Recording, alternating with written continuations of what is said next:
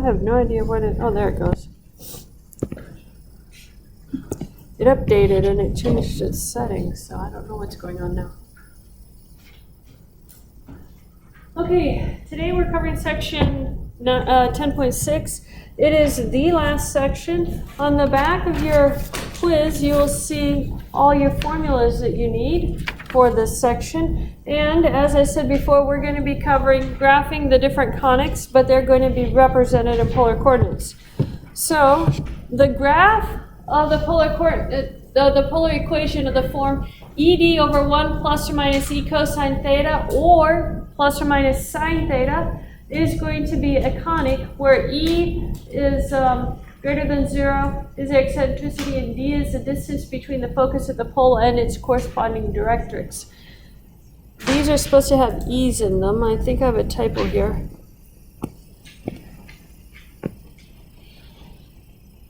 Those I'm pretty sure have E's in them. Yeah, I got it fixed on your paper. I didn't get it fixed on this. So on your paper they have E's on them. That is correct.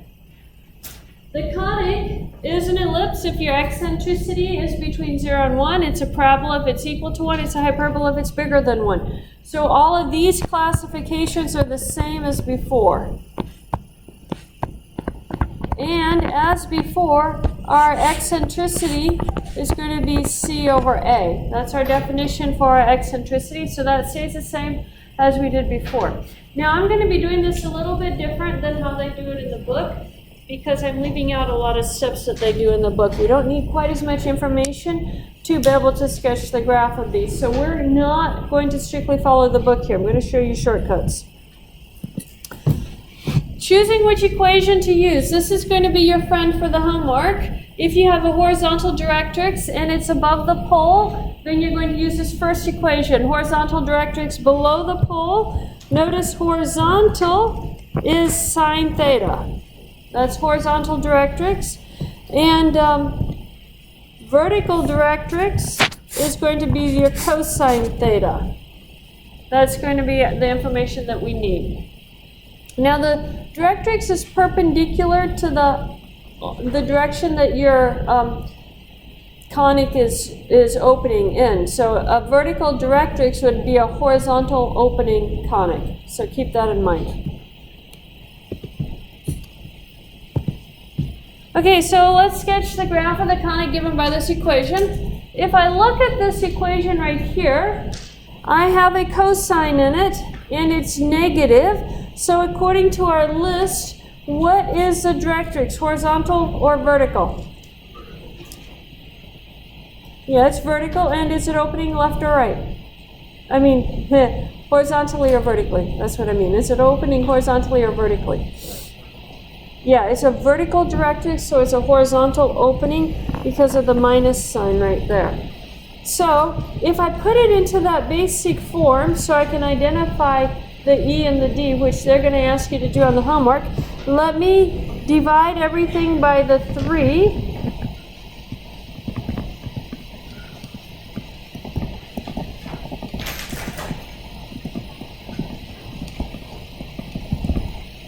And then your 15 times 3 is the E times D, and your E is going to be the 2/3. E is always greater than 0. E is never negative, so E is going to be our 2/3. How would I solve that then for D?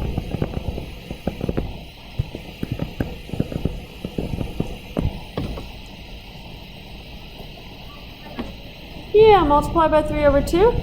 So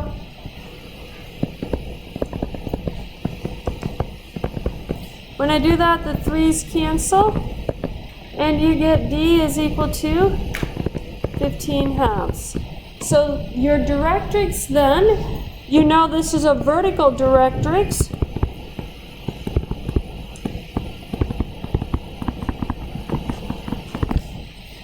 And I know that, well, I'll show you left or right in just a minute. Let me graph it and then I'll show you that relationship. How do you graph it? Simply put, you're going to plug in your 4 quadrant angles, 0, pi over 2, pi, 3 pi over 2, into your equation, and connect it using the right shape. If I have e equals to 2/3, what shape do I know? Ellipse, parabola, or hyperbola? Ellipse. So let's plug it in.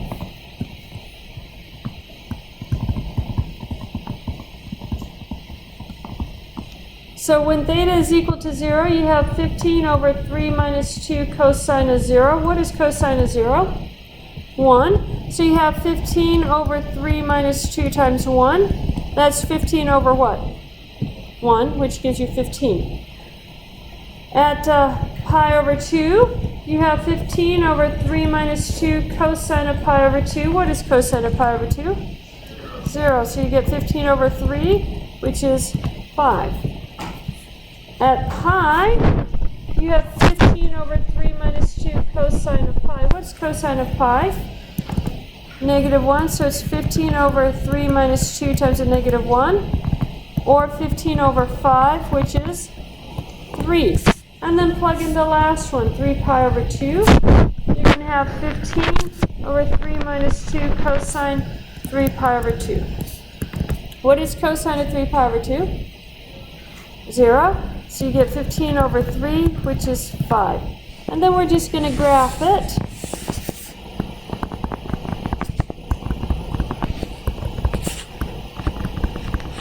At 0, we have 15. We're going to make this go by intervals of 5. So 5, 10, 15. There's our 15. At pi over 2, it's the length out of 5. Connect going counterclockwise. This is going to be an ellipse. At pi, it's the length of 3. Here's 5. There would be 3.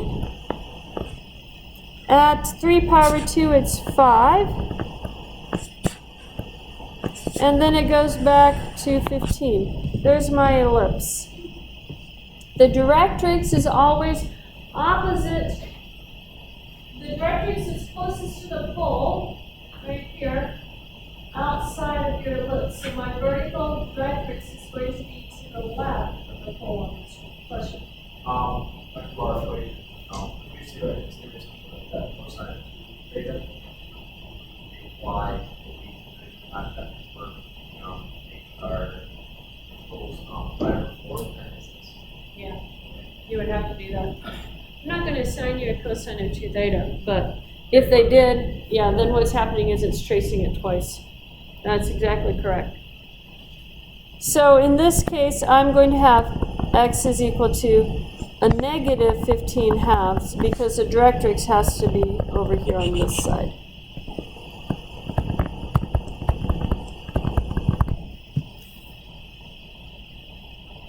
So it's easiest to write your directrix down after you graphed it because then you can see where it's going to go. If you plug in the points, you will get the correct dots.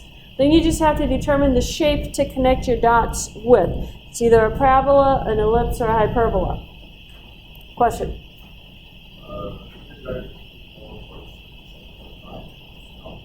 Yeah, I probably didn't do my scale very well, did I? Oh, that's 5 and that's 10. Halfway in between. Something like that. Yeah. 15 halves is 7.5. Any other questions on that? Okay, let's sketch the graph of the polar equation. 32 over 3 plus 5 sine theta. We have to find E so we know the shape.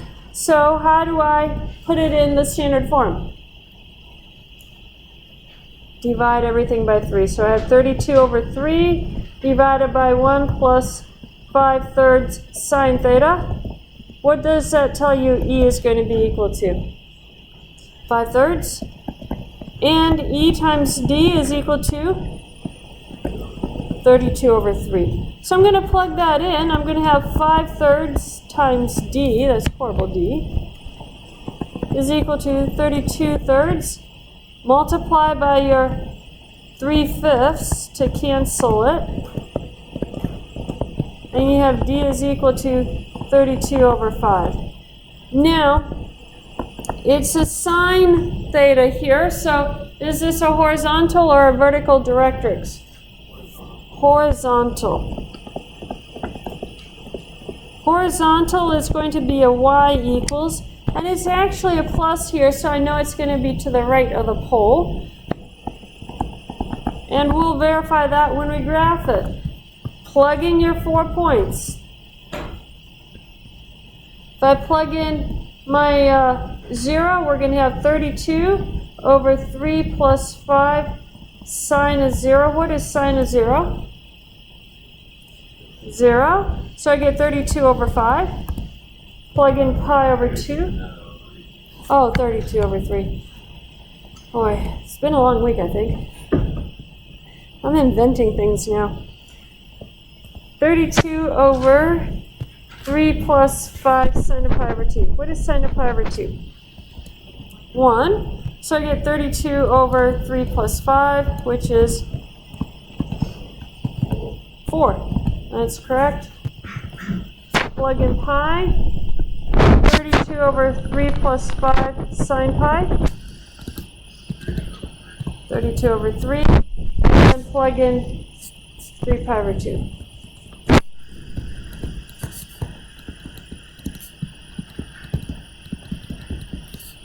So sine of 3 pi over 2 is what? Negative 1. So that's 32 over, what, negative 2? Negative 16. That's correct. So now let's graph it.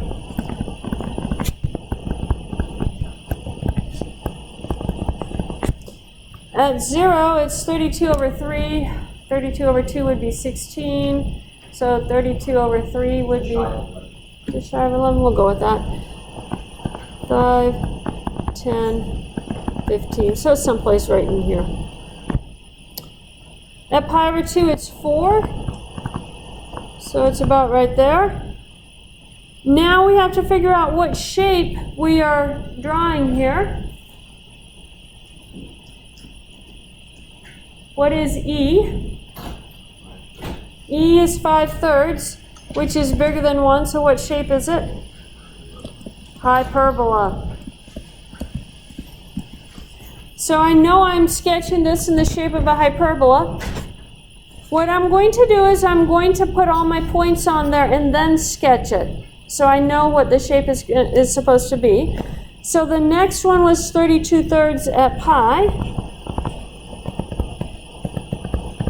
which is about right here. And then the last one was 3 pi over 2 negative 16. Well, here's my angle 3 pi over 2 down here. Where's negative 16? It's going to be up here on pi over 2. So this, I probably should choose that dot a little better.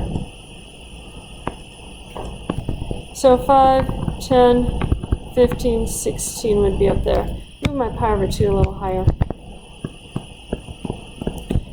This point right here is on one leg of your hyperbola, and the other leg of your hyperbola is shown. So you have this region right here, hyperbola, and then you just reflect this up. So this distance right here is 4 units. So I'm going to go 4 up from 16 and I'll get to 20. And I just reflect it straight up.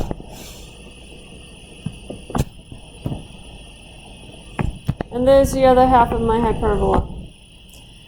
Now the directrix in this case is going to be between your 2 branches of your hyperbola. We have y equals to 32 over 5, which is someplace around 11. No, it's not. What is 32 over 5? 32 over 3 is close to 11. 6.4, yeah. It actually has to be fairly close to the branch right here, so that's my directrix. So once you know the shape on these, on your hyperbola, you'll still get 4 points. But only 3 of them get connected, and then 2 of them you have to do a reflection to where you need it to be. So you just are reflecting your one branch that you have so it looks the same reflected up above. Any questions on that? Okay? Let's do one more example. It says find the eccentricity and the distance from the pole to the directrix of the conic, then sketch and identify the graph. So this one has a little bit more instructions on it. I have to do the same thing, but notice this is already put into standard form. It's already got a 1 here. So let's identify E. E is what's multiplying cosine, but don't take the negative sign with it. It's always positive. So what is E? 1. What does that tell you the shape is going to be?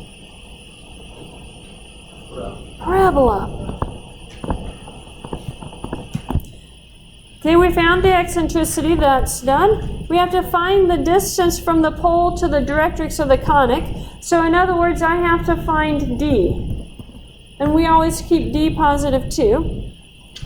So I know E times D has to be equal to this numerator, which is 1. I know E is equal to 1. So what is D equal to? 1. So the distance from the pole to the directrix is going to be a length of 1. Now it's cosine theta, so is it horizontal or vertical directrix? Vertical directrix. Is it to the left or to the right of the pole? Left, because it's negative. So I have x equal a negative 1 for my directrix. Now let's sketch it. Here again, plug in our 4 points. We're going to plug in 0. I have 1 over 1 minus cosine of 0. What's cosine of 0? 1. What is 1 over 1 minus 1? Undefined. You will get one of these undefined for your parabola, because think about the shape of a parabola. It can only cross 3 of the 4 axes. It cannot get the 4th one unless you rotate it, and we're not rotating these. They're opening vertically or horizontally. Let's plug in pi over 2. What is cosine of pi over 2? 0, so I get 1 over 1, which is 1. Plug in pi. What is cosine of pi? Negative 1. So 1/2. And then plug in 3 pi over 2.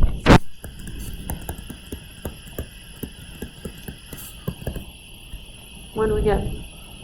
1. And then let's sketch it.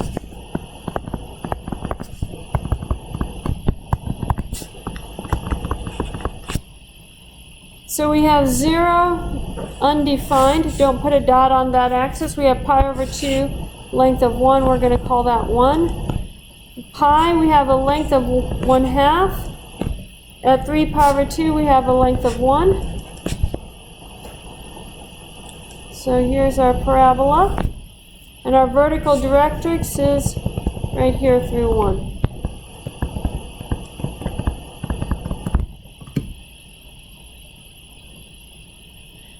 That is what the first half of your homework problems look like.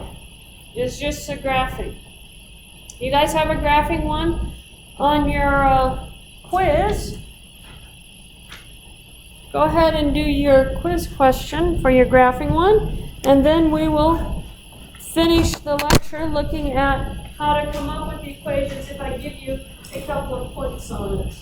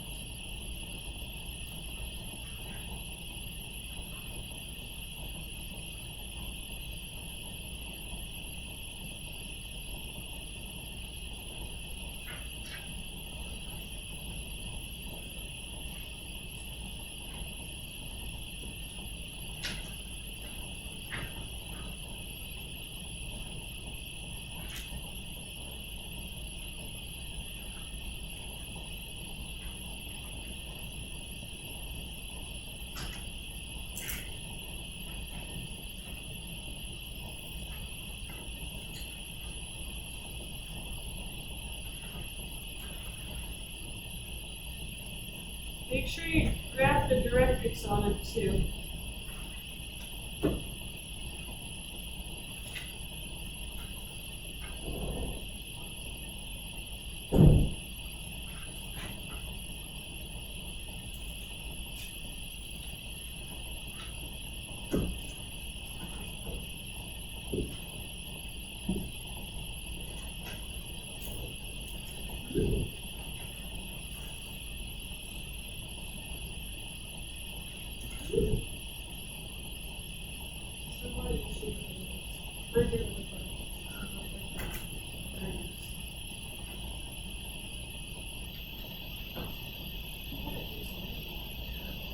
Oh no!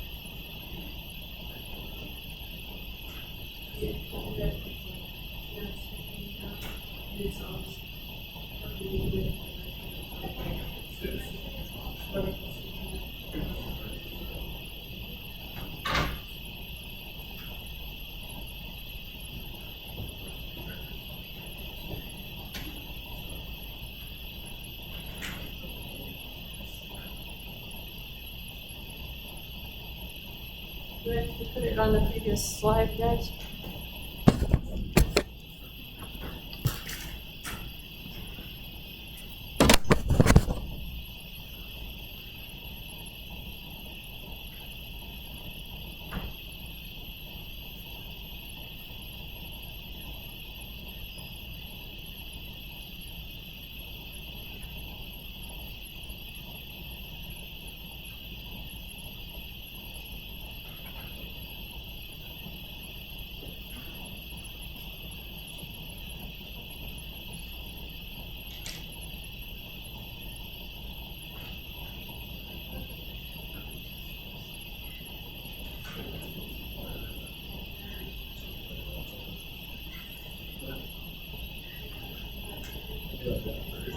Oh, yeah. Oh, I see.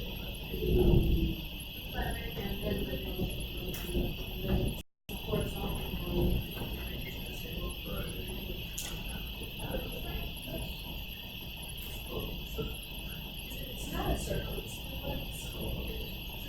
Yeah, mine looks more like a nacho. mine look like diamonds, you know, big on the top and skinny at the bottom. Yeah. Yeah, I think my grandparents. we were in, you know, this stuff was like 8 years ago, and we were on the new, we were doing the art course, and we were trying to do it using cameras, so we take these pictures and then we go try to trace it out using some graphic software, and we call them the real pictures. Because they were very creative with the things for the I'm not rocks. just putting one together. No. That's very good. Oh.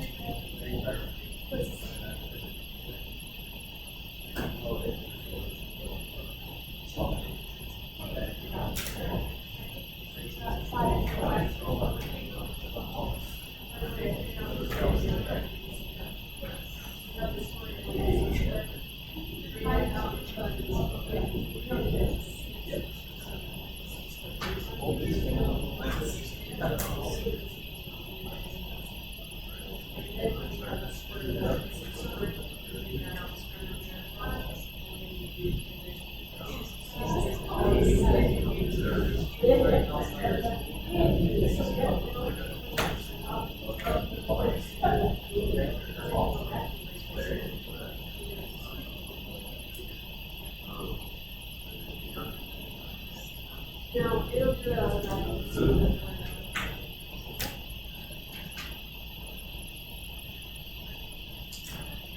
Okay, those period answers with everybody. Make sure you have the side of the scene users to draw your records on them.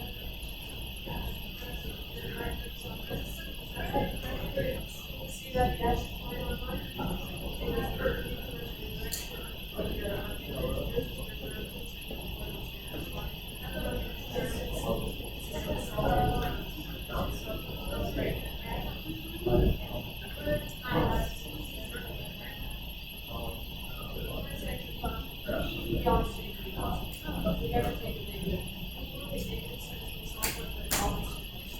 Oh, and then put it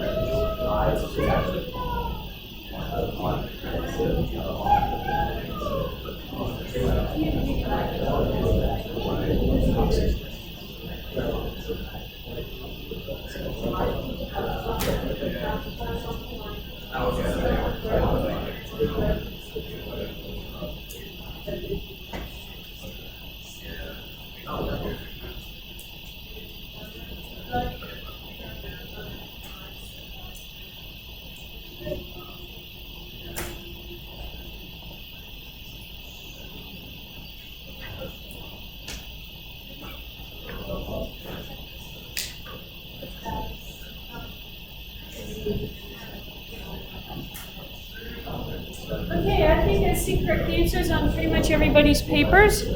So, let's continue. The last half of this lecture is dealing with writing the equation for a conic, given some specific information. So it says find a polar equation for the conic with its focus at the pole.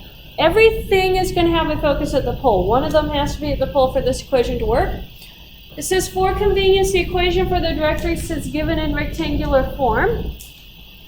So it says x equals to a -3. This is a vertical line, and it's left of the pole because it's negative. It tells me that it's a parabola, and it tells me e equals to 1. Now all I have to do is determine how to put this information into the equation. Which equation should we use?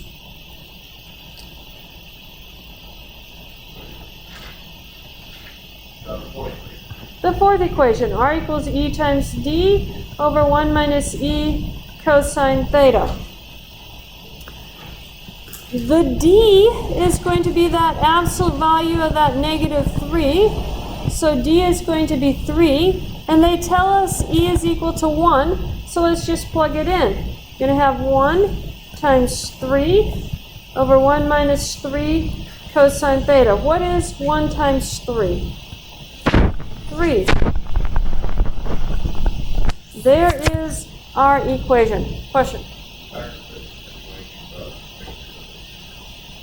Why I pick the fourth one? Because x equals to negative 3 is a vertical line left of the pole. Yes. That is a directrix. Whenever they do an x equals or a y equals, that's your directrix. So this is a vertical line left of the pole. I have to use the fourth equation. Good question. Then you would use the third equation. You have to have 4 equations, and they're all based off of where your directrix is and the shape of your directrix. That make sense? Yeah. Any other questions? Okay, so that is the equation for that one. They're going to get, you have a question? Yeah, how is it 1 minus 1 minus e cosine theta? Oh, e is 1, yeah, sorry about that. E is 1. So it's 1 minus cosine theta in the denominator, 3 in the numerator. Good catch. Okay, so let's do another one. This one, it says it's an ellipse, and e equals 3 over 4, and y equals negative 2. So what shape is y equal negative 2? Horizontal? Yes. So what equation should we use then? The second one. So e times d over 1 minus e sine theta. E is 3/4. They tell us that. And what is d going to be? Yeah, the absolute value of that negative 2. It's a positive 2. So we just plug it in. It's going to be 3/4 times 2, 1 minus 3/4 sine theta. What is 3/4 times 2? 3/2. And then 1 minus 3/4 sine theta. This is not the form it wants it in. It doesn't want any fractions here. So I'm going to multiply everything by my 4 in the denominator. And when I do that, I have to multiply by 4 in the numerator so that I don't change anything. So 3/2 times 4 is what? 6. And then I'm going to have 4 minus 3 sine theta. That is what our equation becomes. Any questions on that?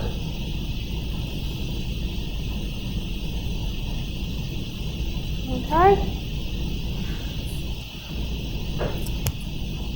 Let's look at the hyperbola. On the hyperbola, they are going to give you vertices instead of the directrix because you kind of need to know which one of those points goes opposite.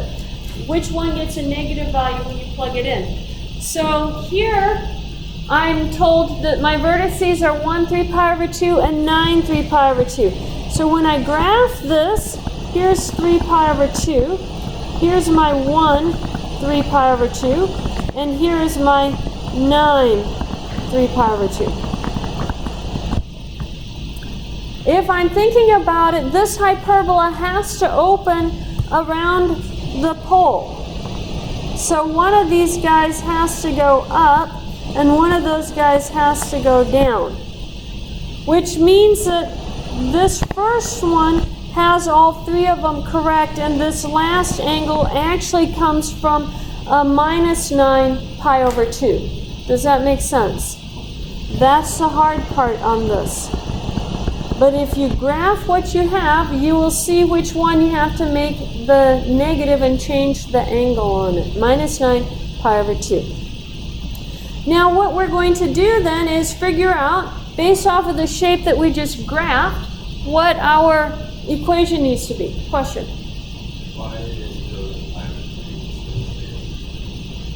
And when I change the r to be negative, I also have to flip the angle so that the point stays the same. I'm not changing my point, I'm just changing what I call my point. Yeah.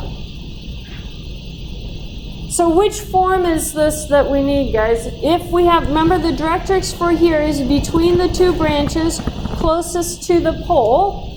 So which form is this? Horizontal and below the pole, right? So yes, the second one, r is going to be equal to e times d over 1 minus e sine theta. Now, I'm not told what e is. I'm not told what d is. So we're going to plug in our points that we have, our minus 9 pi over 2 and our 1 and 3 pi over 2, solve two equations, two unknowns. So when I plug this in, I'm going to have 1 is equal to e times d, 1 minus e sine of 3 pi over 2.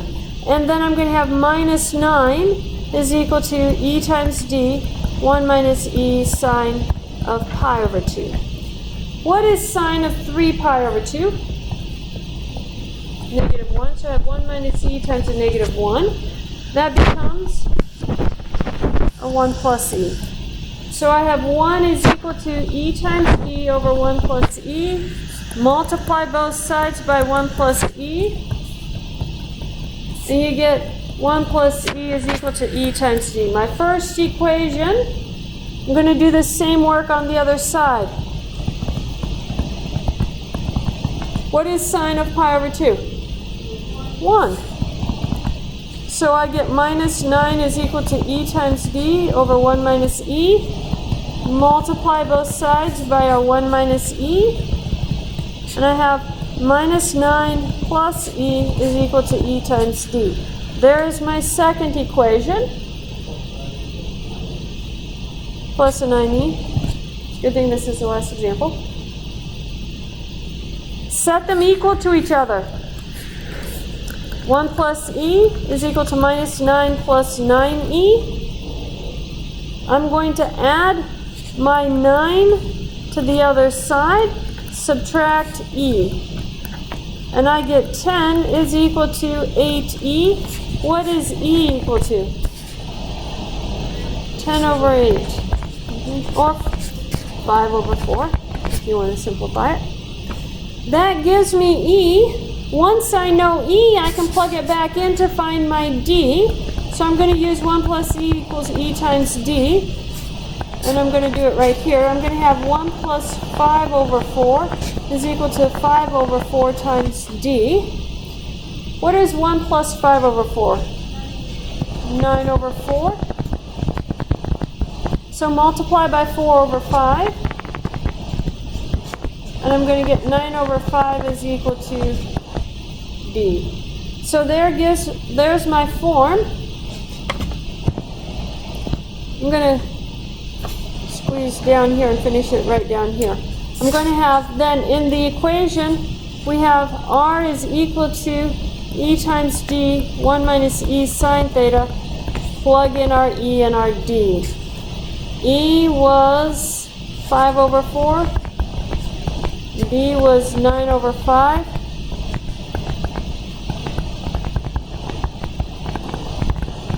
And then, now I can scroll this down. The 5s are going to cancel. And I get a 9 over 4.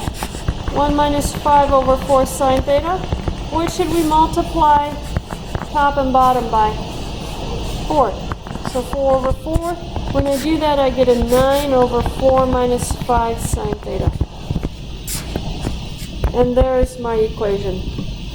On the hyperbolas, they tend to give you just the two where your two vertices are, and you have to figure out which one to flip the angle on. You need to know which one to flip the angle to be able to solve those ones. Any questions on that?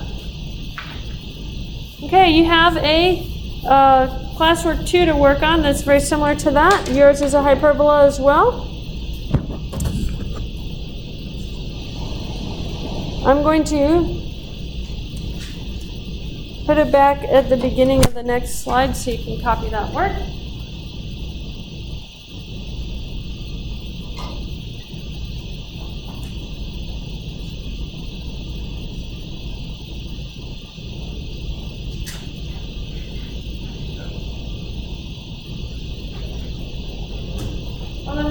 here, I didn't give you the two vertices on, that's fine.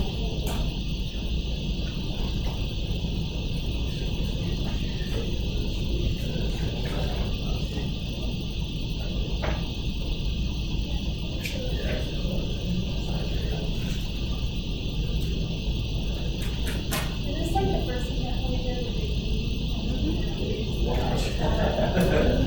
Yep, like the first two examples, I think that's.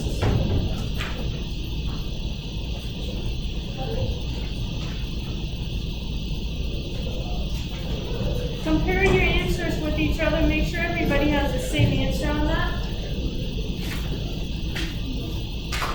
When you have it done, great, so. The review is tomorrow, guys. Test is on Monday. Yeah. Actually, I can tell it to you today. It's a very incredible polar coordinate graph with many, many petals of varying lengths. I will give you the rectangular coordinate graph. You have to turn it into a polar coordinate graph. It's a polar coordinate graph. That's extra polar. It's a very pretty polar coordinate graph. Wait, so like the extra credit? You know, you're gonna do it on the test. Is it 5%? Yeah, 5% extra. There with that. You don't have to do it ahead of time. That was on the test.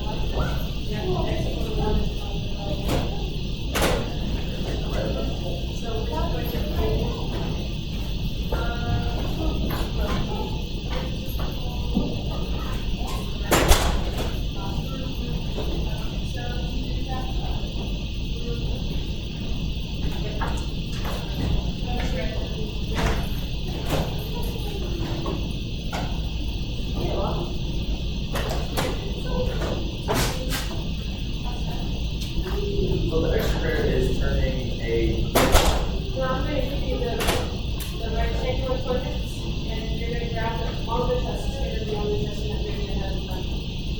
You can do it without the calculator or help chat or from Alpha or all of those. So yeah, it's gonna be on the test. okay. So basically, you're already. I'll give you the Oh, that's, what are you giving us on the test? that same sheet that I always give. So the one for the goal? Have you gotten a chance to look at the staff project? I haven't.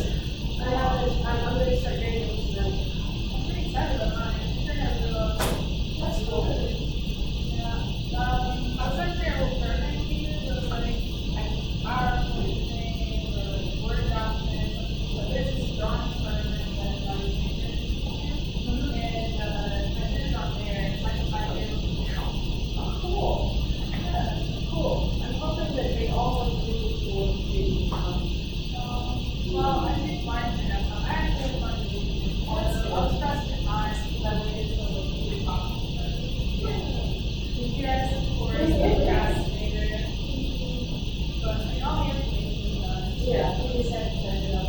Yeah.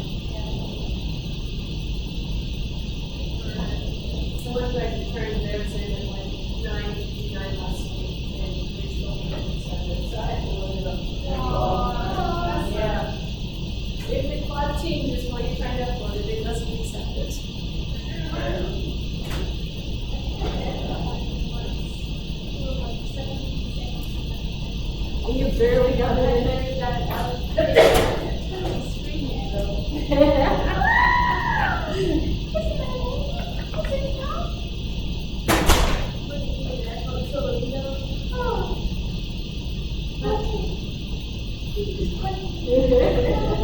I can cause heart attacks easily.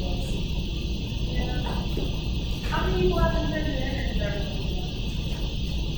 this isn't it like if you don't turn it in, you like fail class? Yeah, there's 5 people that are on the class records that haven't been attending class and stuff, and I think they probably dropped, but I don't know who all drops. Because I don't get an email from the registrar's office every time someone drops, and up until the drop date, you can drop, there's a certain amount of time that you can drop without signing, getting something signed. And so I know who hadn't signed the forms, and I removed them, but I think I have 3 or 4 people that are the 3 or 4 that haven't been doing anything since like the first week of school. So those ones, everybody else is doing. This semester I don't have to fail anyone for that. Yay. That's why I stressed it so much, because like, I really don't want to fail someone for this.